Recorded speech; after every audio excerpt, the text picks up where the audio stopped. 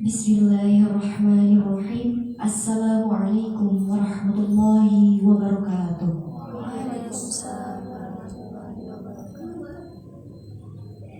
Alhamdulillahilladzi anzalal Qur'an fi syahri Ramadan. Hudal linnas mubayyinatin minal huda wal furqan. Asyhadu an la ilaha illallah wa asyhadu anna Muhammadan abduhu wa rasuluh. فقال تعالى في القرآن الكريم أعوذ بالله من الشيطان الرجيم بسم الله الرحمن الرحيم يا أيها الذين آمنوا كتب عليكم الصيام كما كتب على الذين من قبلكم لعلكم تتقون صدق الله العظيم. Yang saya hormati Ibu Nur Rahmah, sarjana pendidikan Magister Sains selaku Mudirah Pesantren Mahasiswa Universitas Aisyah Bandung. Yang saya hormati Buya Cecep Taufikur Rahman, PhD, segenap pengurus Pesma Universitas Aisyah Bandung, serta akang teteh muslim dan muslimah yang saya banggakan. Puji syukur, marilah kita panjatkan kehadiran Allah Subhanahu wa Ta'ala yang telah memberikan berbagai macam nikmat yang tak terhingga kepada kita, terutama nikmat iman wal Islam serta nikmat sehat wal afiah, sehingga kita dapat berkumpul di acara bukber atau buka bersama ini pada 15 Ramadan 1443 Hijriah dalam keadaan sehat walafiat. Kemudian sekaligus terdapat materi pembekalan upgrade khususnya untuk musyrik dan musyrifah yang insya Allah akan bermanfaat bagi dunia dan akhirat kaum. Salawat dan salam semoga tercurah limpahkan kepada junjungan kita, Nabi besar kita, Nabi Muhammad SAW, yang selalu kami harapkan syafaatnya kelak di yaumul qiyamah. Amin insyaallah. Baik, saya Sabila atas nama pembawa acara pada acara kali ini mewakili panitia bukber.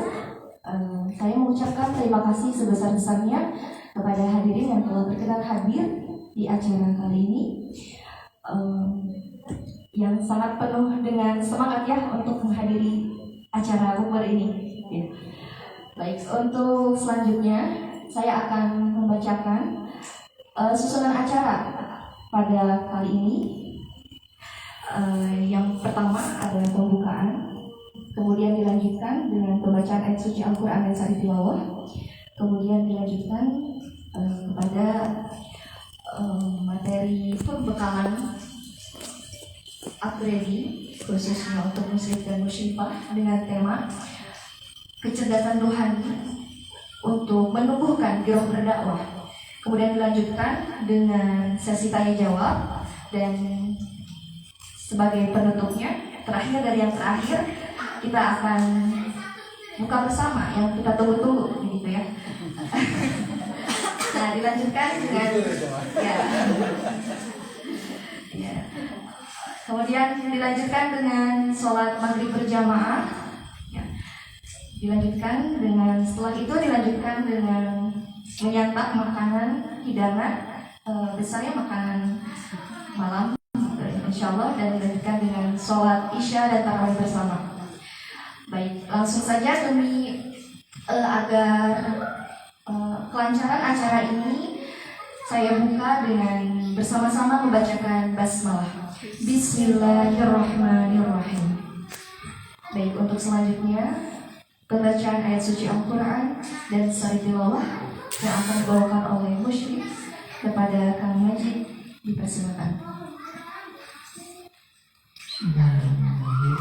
Assalamualaikum warahmatullahi wabarakatuh.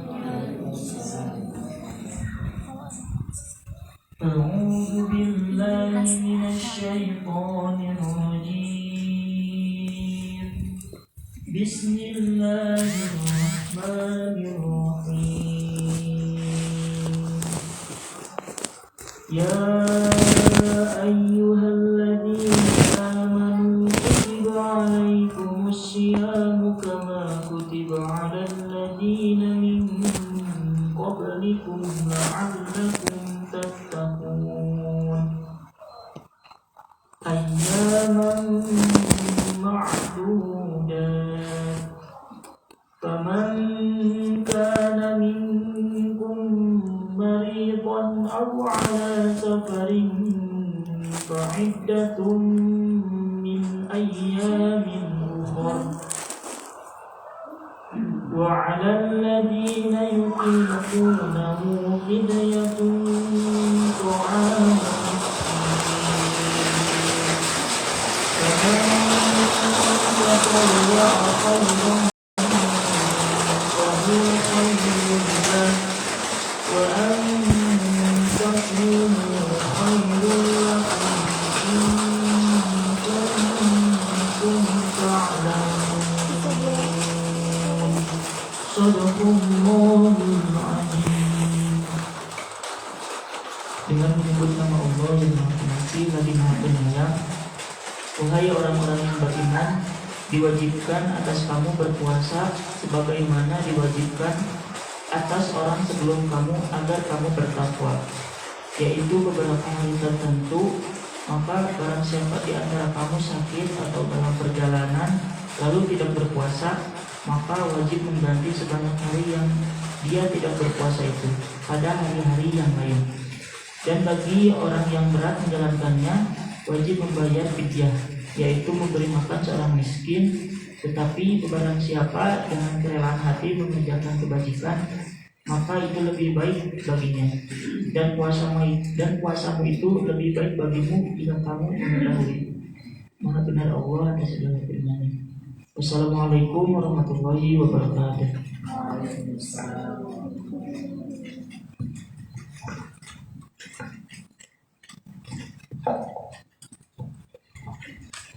Baik, terima kasih kepada musyrik yang telah membawakan ayat suci Al-Quran dan sari tilawahnya.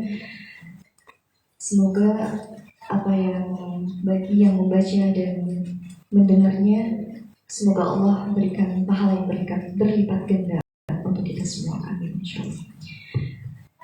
Untuk selanjutnya acara penyampaian materi pembekalan upgrading dengan tema kecerdasan rohani untuk menumbuhkan giroh dalam berdakwah. Kepada Buya Cecep Taufikur Rahman PhD dipersilakan.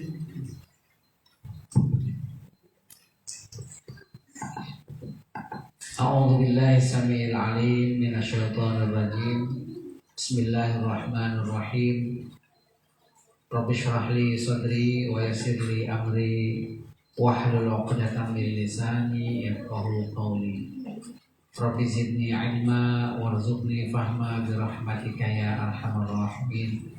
Allahumma fa'alna bima 'allamtana wa 'allimna ma yanfa'una wa zidna 'ilma. Assalamualaikum warahmatullahi wabarakatuh.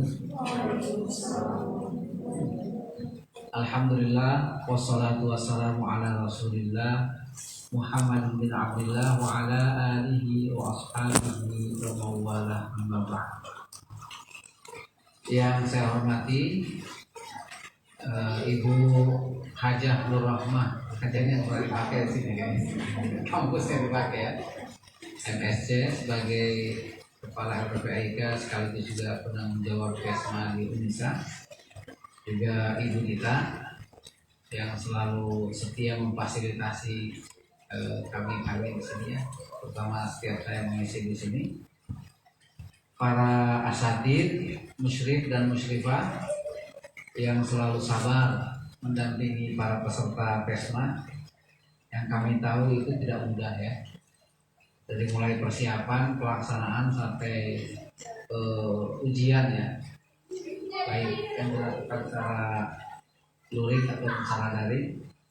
Mudah-mudahan ini menjadi kebaikan ya, dan juga sekaligus media berlatih ya untuk adik-adik para musyrif musyrifah yang mendapat kepercayaan ya dari kampus, terkhusus dari Ibu Nur Rahmah untuk mendampingi adik-adik kita mengenal Islam dengan baik ya di kampus Unisa tercinta ini. Adik-adik para asatidz, musyrik dan musyrifah, sebuah tema yang disampaikan, yang dimintakan kepada saya, sebuah tema yang sangat menarik. Kaitannya antara kecerdasan emosional dengan aktivitas berdakwah. Sebab itu sebuah atau dua hal yang tidak bisa dipisahkan.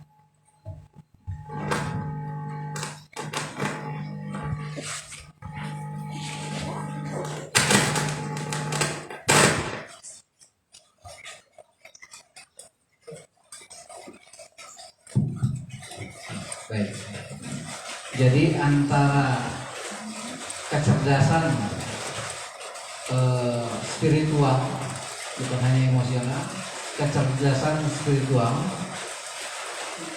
dengan aktivitas dakwah, dengan biro berdakwah itu memiliki keterkaitan yang sangat erat dua-duanya. Sebab aktivitas dakwah itu tidak akan bisa dilakukan dengan maksimal, dengan sukses, kalau pelaku dakwahnya tidak memiliki kecerdasan spiritual terlebih dahulu. Ya.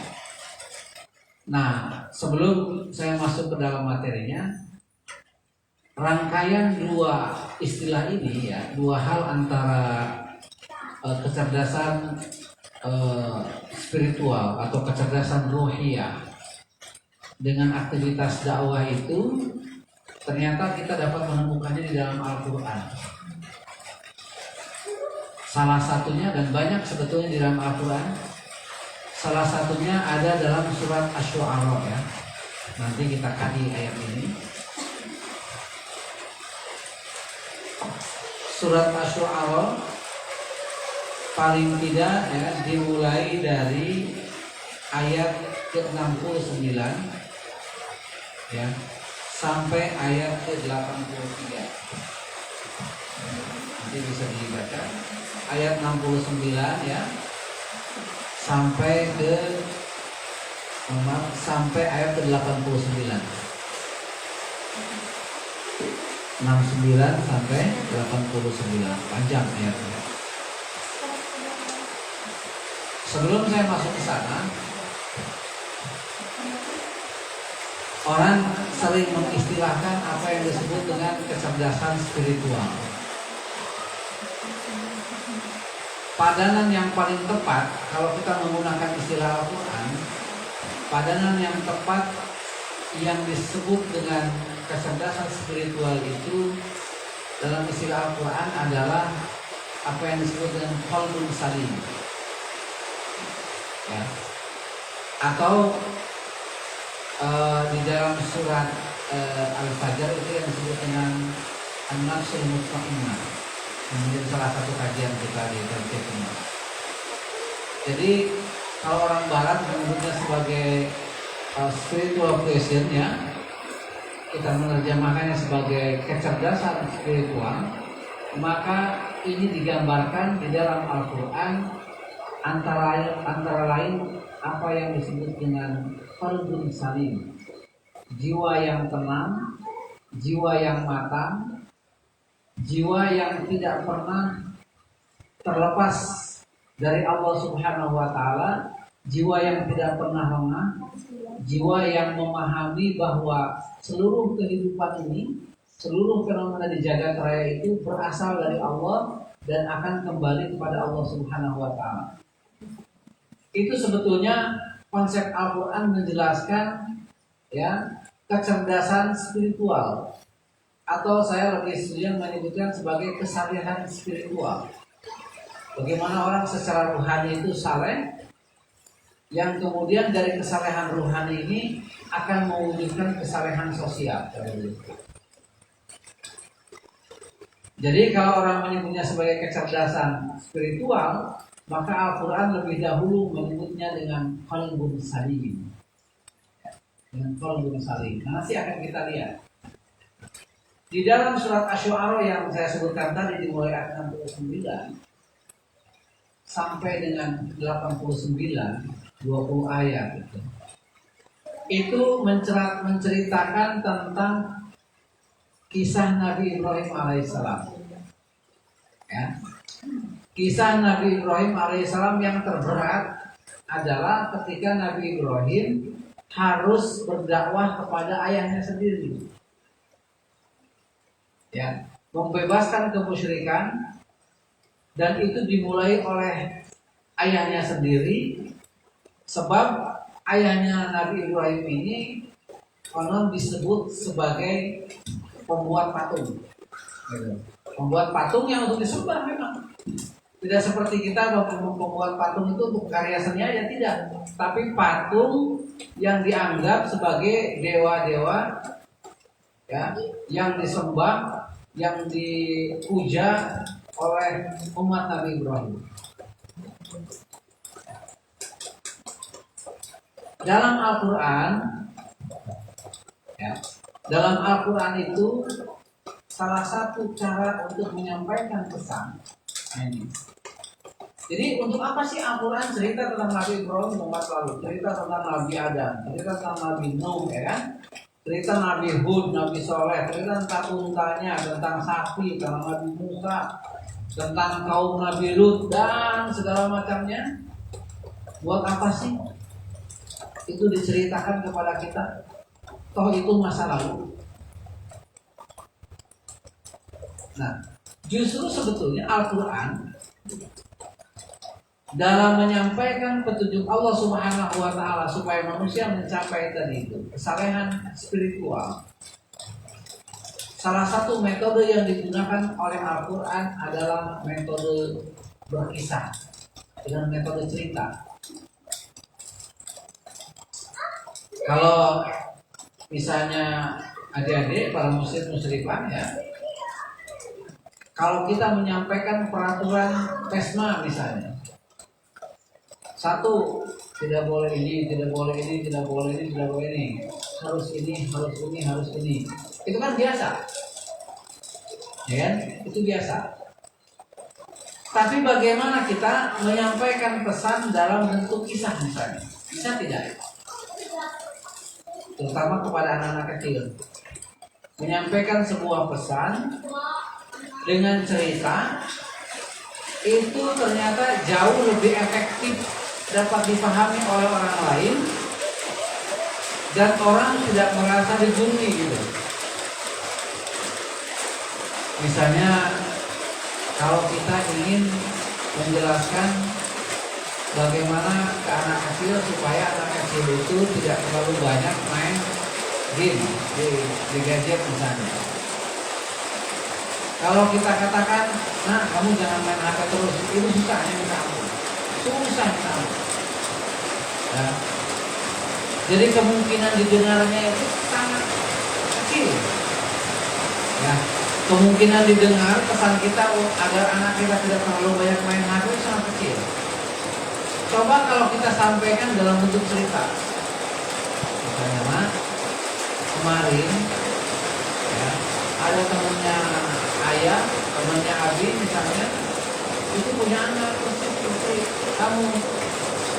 Tiap hari kerjaannya itu main HP terus, lupa sholat, lupa makan, ya, sampai tidak paham, tidak sadar dia tiba-tiba matanya sudah bisa melihat. Kalau dengan ekspresi yang bagus misalnya, kan menakutkan itu. Ini tidak bisa melihat. Kenapa ya kata anak? Ya itu karena tiap malam yang dilihatnya tiap hari, pagi, siang, malam, yang dilihat itu cuma HP, dia tidak bisa melihat apa-apa, makanya itu terganggu. Ini gimana ya kali bilangnya? Akhirnya sama ayahnya anak itu dibawa ke rumah sakit. Akhirnya kata dokter anaknya harus dioperasi matanya. Mau nggak dioperasi ya gitu? Dia menyampaikan sebuah pesan itu dalam bentuk kisah. Tetapi kisah-kisah di dalam Al-Quran itu keistimewaannya disebut sebagai ahsanul qasas atau ahsanul qasas. Di dalam surat ini katakan, "Man mengaku alaika ahsanul qasas." Kami akan mengisahkan kepada Muhammad cerita yang terbaik tentang umat-umat yang dulu. Nah, salah satunya adalah apa yang terjadi pada Nabi Ibrahim alaihissalam. Apa yang terjadi pada Nabi Ibrahim itu adalah salah satu penggalan kisah dalam dakwah yang terberat yang dilakukan oleh seorang Ibrahim, di mana beliau adalah merupakan seorang nabi dan rasul, ya. Dan kemudian beliau menghadapi kendala yang sangat luar biasa. Ya, alhamdulillah hujan. Kita berdoa mudah-mudahan hujan membawa manfaat. Jadi tidak perlu pawang melakukan. Tidak perlu pawang.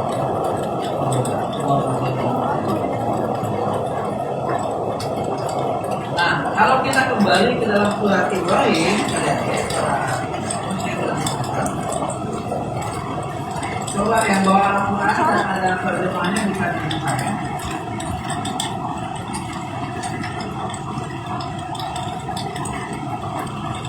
Ya.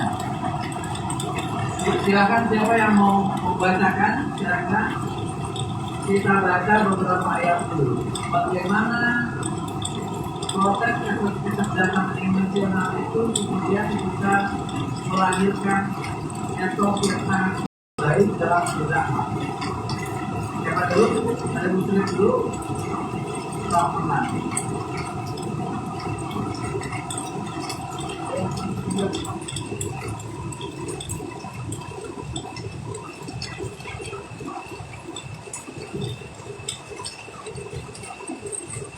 أعوذ بالله من الشيطان الرجيم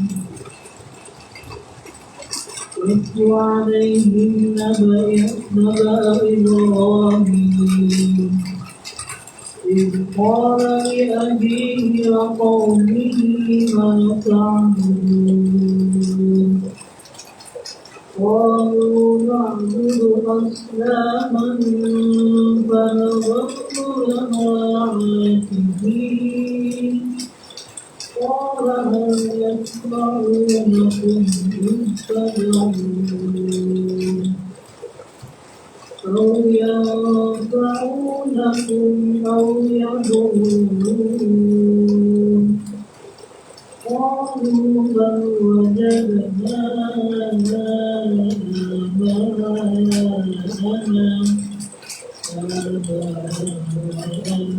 كذلك يفعلون.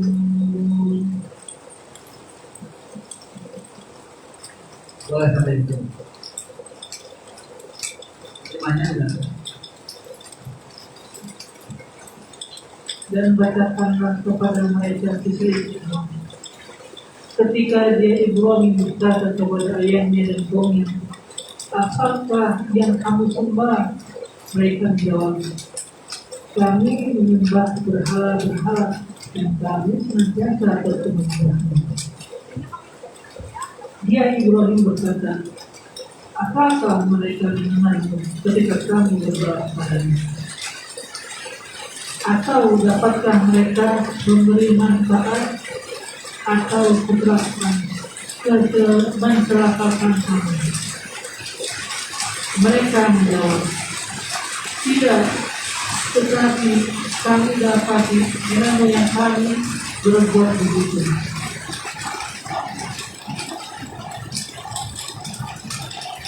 Baik, terima kasih. Coba kita lihat.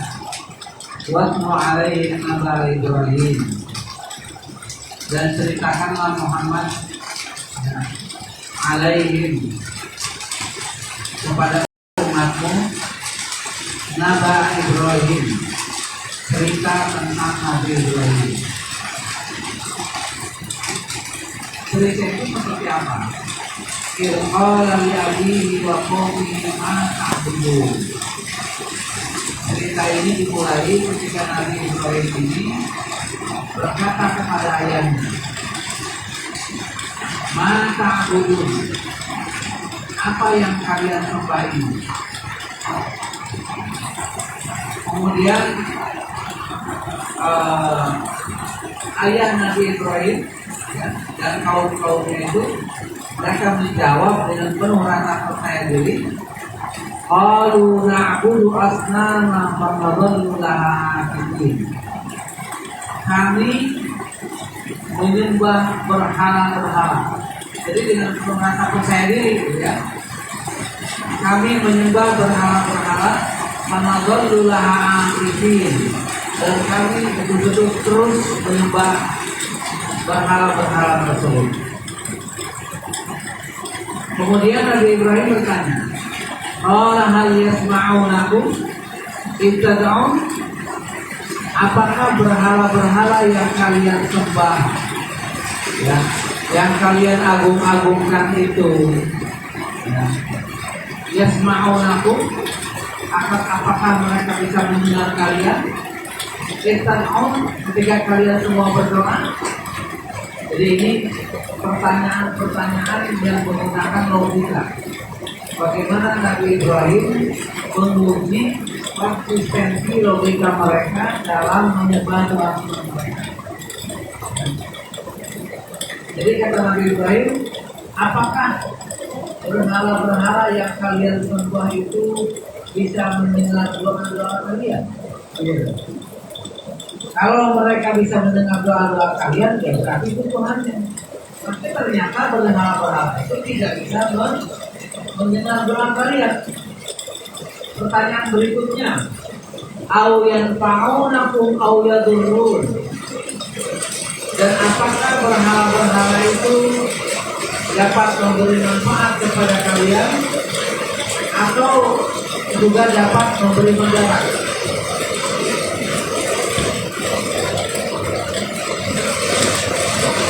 Jadi pertanyaan Nabi Ibrahim ini, ya, apakah berhala yang selama ini disembah oleh ayah Nabi Ibrahim dan oleh kaumnya itu, ya, betul-betul bisa mendengar doa, dan apakah mereka dapat memberikan manfaat atau memberikan mudarat? Jadi ini Nabi Ibrahim ingin menguji konsistensi mereka. Maka kemudian kaumnya itu menjawab, qalu bal wajadna aba'ana kadzalika yaf'alun. Mereka menjawab, jadi mereka ini tidak mengatakan bahwa Tuhan kami ini, berhala-berhala itu tidak bisa mendengar, bahwa berhala-berhala ini tidak bisa memberikan manfaat dan mudarat. Mereka cuma mengatakan, kami ini hanya melakukan dulu melihat nenek moyang kami melakukan hal yang serupa, maka kami pun mengikuti apa yang dilakukan oleh nenek kami. Masih terdengar suaranya? Jadi jawaban mereka itu, mereka berkelit bahwa mereka itu tidak menyembah berhala, dan kecuali mereka itu mengikuti nenek moyang mereka. Maka dengan demikian,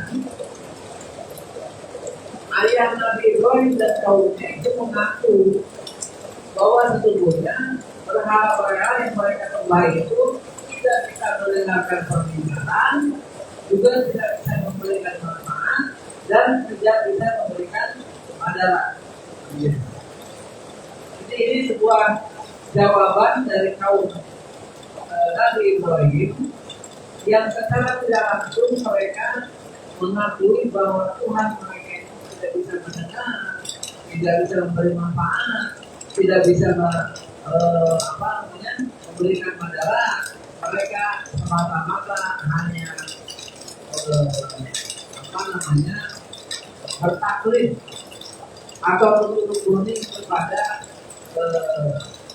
leluhur mereka. Jadi ibarat itu bahasanya sama seperti yang begini. Kalau misalnya ya, kalau misalnya suatu ketika kita sedang berkumpul di sini dengan para mahasantri, ada orang dari luar bertanya ke Ustaz Awal atau Ustaz Majid, mengapa kalau mahasantri itu dikumpulkan untuk apa? Ya. Jawabannya tidak harus ya karena ada acara. Kalau jawabannya ada acara, itu jawaban yang setara dengan pertanyaannya. Dalam ilmu balaghah itu derajat jawabannya tidak terlalu kuat, ya ada acara biasa. Tapi kalau ditanya, kenapa mahasantri kumpul di asrama Pekma? Jawabannya karena penanggung jawab Pekma misalnya memerintahkan kami untuk kumpul itu. Itu jawabannya itu. Jadi nanti Ibrahim tanya, apakah tuan-tuan kalian bisa mendengar ketika kalian meminta, bisa memberikan manfaat adalah mereka tidak mengatakan tidak bisa, tidak mungkin. Kalau mereka mengatakan Tuhan kami ini tidak bisa mendengar, nah, mereka jatuh itu argumennya. Kalau mereka mengatakan bisa mendengar, berarti batal, gitu ya. Berarti batal sikap mereka yang selama ini memperlakukan berhala tapi Tuhan. Maka mereka menggunakan jawaban yang lebih tinggi bahwa kami menyembah berhala-berhala itu bukan karena mereka bisa mendengar, bukan karena mereka bisa mengabulkan doa atau memberikan manfaat dan mudarat, tapi kami menyembah berhala itu semata-mata karena kami meniru nenek moyang kami. Ya gitu. Pokoknya memang tidak tahu apa-apa lah istilahnya. Itu jawaban yang lebih kuat yang secara tidak sadar pengikut Nabi Ibrahim ini justru menunjukkan bahwa Tuhan mereka itu tidak bisa bicara, tidak bisa mendengar, tidak bisa memberi manfaat apapun adalah. Jadi tantangan dakwahnya. Kemudian Nabi Ibrahim bertanya lagi, qala afara'aytum ma kuntum ta'budun. Ya. Qala afara'aytum ma kuntum ta'budun. Kalau begitu, mereka mengatakan kami tidak menyembah berhala itu kecuali mengikuti nenek moyang kami. Maka kata Nabi Ibrahim, afara'aytum ma kuntum ta'budun. Apakah kalian mengetahui, apakah kalian memahami tentang apa yang kalian sembah itu, tentang berhala-berhala yang kalian anggap sebagai Tuhan itu, antum wa aba'ukumul aqdamun, yang disembah oleh kalian semua dan orang-orang yang menjadi pendahulu kalian semua, nenek moyang kalian. Ada apa? Ya. Fa'innahum, ini penegasan Nabi Ibrahim. Fa'innahum aduwwun, karena semua berhala-berhala yang kalian anggap sebagai Tuhan, yang kalian sembah itu adalah aduwwun, merupakan musuh bagiku. Jadi ini Nabi Ibrahim sangat menyebut berhala-berhala itu sebagai musuh. Illa Rabbal Alamin, kecuali Allah yang merupakan Tuhan bagi seluruh alam.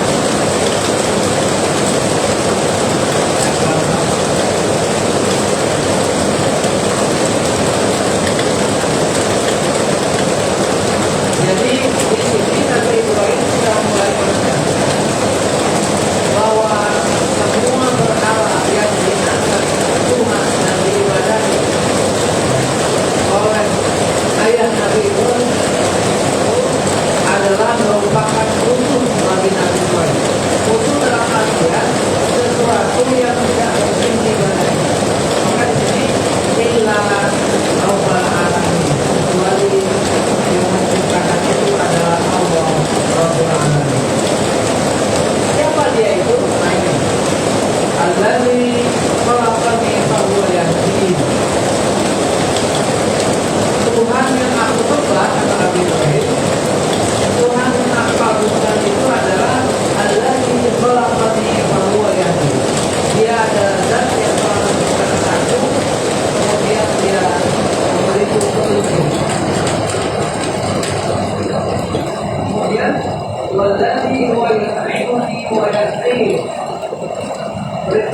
ciri Tuhan yang aku perbuat adalah Tuhan yang memberiku makan dan memberiku minum. Kemudian wajah marit itu keluarga itu. Dan jika aku sakit, maka Tuhanku itulah yang akan menyembuhkanku. Tidak pernah seperti itu. Berarti yang itu mayoritas. Dan Tuhan yang aku berkata, Tuhan yang telah memperhatikan aku, kemudian dia berkuasa menghidupkan aku lagi. Walladzi asma'u ayyafiru li khati'ati yawmin. Dan Tuhan yang aku sembah Nabi Ibrahim adalah Tuhan yang aku menginginkan agar dia mengampuniku ya, jauh mati pada hari kiamat.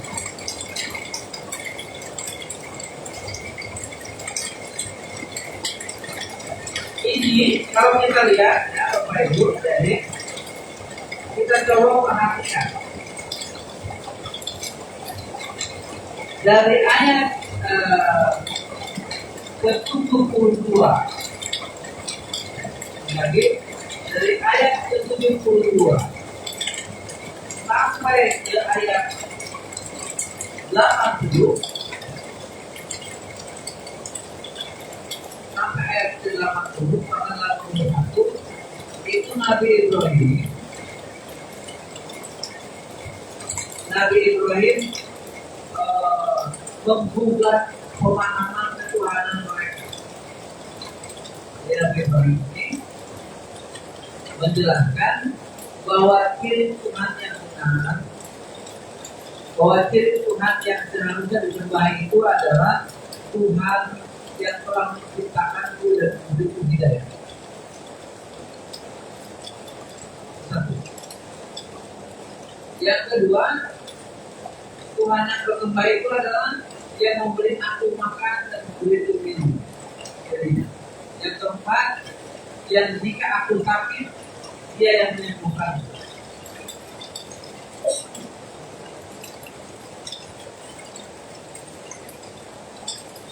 Kemudian, walladzi yumituni tsumma yuhyin. Bukan hanya sakit kemudian menyembuhkan, tetapi juga dia adalah Tuhan yang menghidupkanku, kemudian yang mematikanku, kemudian menghidupkanku. Dan yang terakhir di 82, dia adalah Tuhan yang aku sangat membutuhkan ampunannya di hari kiamat ini. Nah, jadi teman-teman, ini adalah tema-tema dakwah. Ini adalah tema-tema dakwah yang diangkat oleh seorang Nabi seperti Ibrahim untuk menyampaikan bahwa Tuhan yang sebenarnya bukan Tuhan yang kalian ciptakan, bukan yang kalian adakan, tetapi Tuhan yang sebenarnya adalah Tuhan yang memberikan manfaat dan manfaat.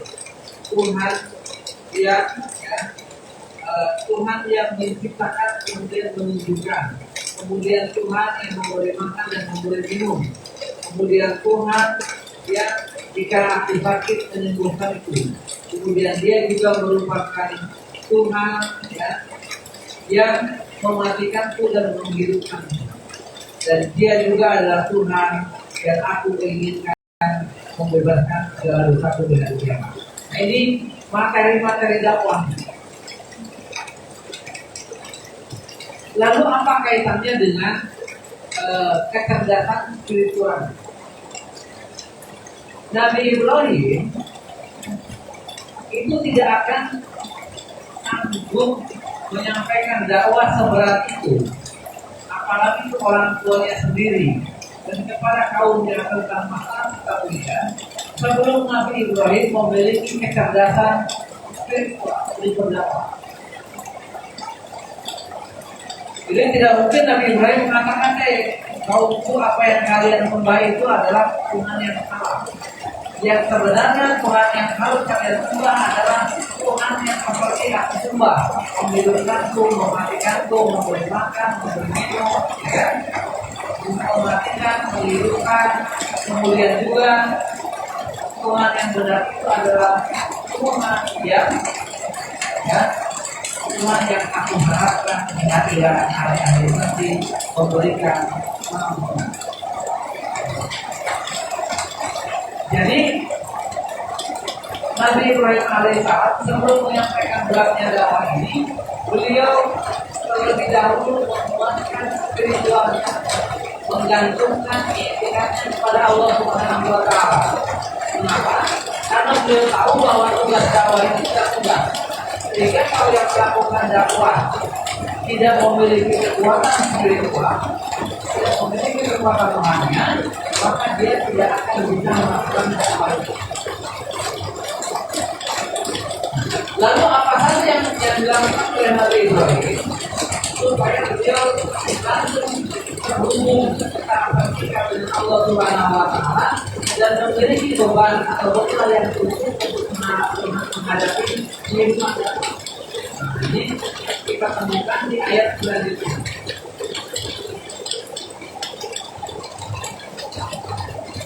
Bisa membantu membacakan dari 83 ya, sampai ayat 89. Maka dari muslimah, maka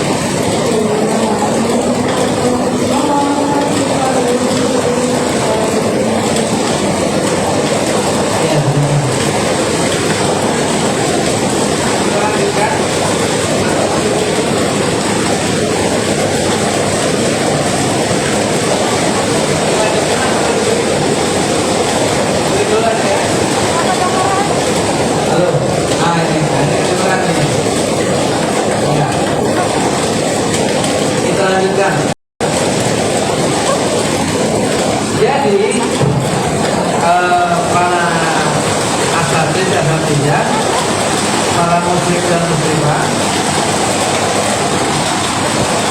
sebelum Nabi Ibrahim melakukan aktivitas dakwah itu, beliau menegaskan bagaimana karakter orang-orang yang memiliki kematangan dan kecerdasan spiritual. Ya, karena tidak mudah menyampaikan dakwah yang tadi itu, tidak mudah. Apa yang ditegaskan oleh Nabi Ibrahim sebagai orang yang memiliki kematangan spiritual ini? Tadi kan salah satu pertanyaan Nabi Ibrahim kepada kaumnya itu apa? Tentang Tuhannya. Apakah dia bisa mendengar atau tidak kalau kalian berdoa?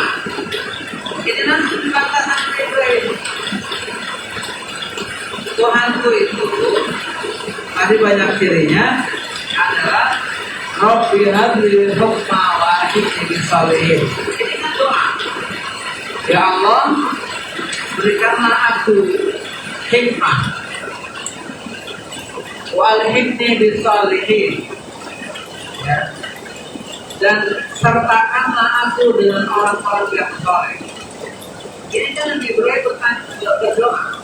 Jadi kalau Tuhannya kaum Nabi Ibrahim itu adalah Tuhan palsu yang tidak bisa mengabulkan doa, maka Nabi Ibrahim dalam hal ini menegaskan bahwa justru Tuhanku adalah Tuhan yang maha benar.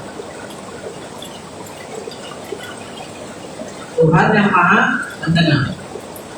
Sebagai bantahan terhadap kaumnya yang menyembah Tuhan yang tidak bisa mendengar. Kemudian yang kedua, apa bukti kecerdasan emosional Nabi Ibrahim? Beliau mengatakan doa lagi, waj'al li lisana sidqin fil akhirin. Ya, dan berikanlah kepadaku lisan yang benar dalam berkata-kata bagi umat yang setelah. Doa ini membantah yang mana? Kan hal yang fa'aunakum aw yadurrunakum, kan? Apakah buat kalian itu bisa memberi manfaat